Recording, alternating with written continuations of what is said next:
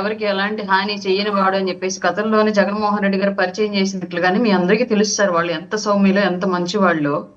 Gannavaram TDP కార్యాలయం మీద దాడి చేశారు అని చెప్పేసి ఒక ఎస్ఐ సోదరుడు ఆయన మీద కేసు పెట్టాడు. ఇంతవరకు ఓకే, సారీ చెప్పాడు, ఎక్స్క్యూజ్ చేశామని చెప్పేసి అనుకుందాం మీరు అన్నట్లుగానే మంచివాడు సౌమ్యుడు అయ్యి ఉంటే.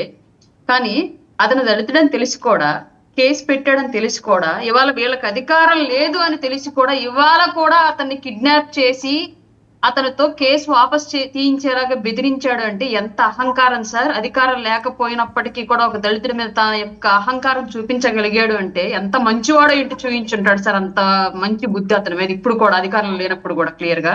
ఇంకోటి సార్, బ్రహ్మలింగం చెరువు తెలుసు మీకు గన్నవరంలో.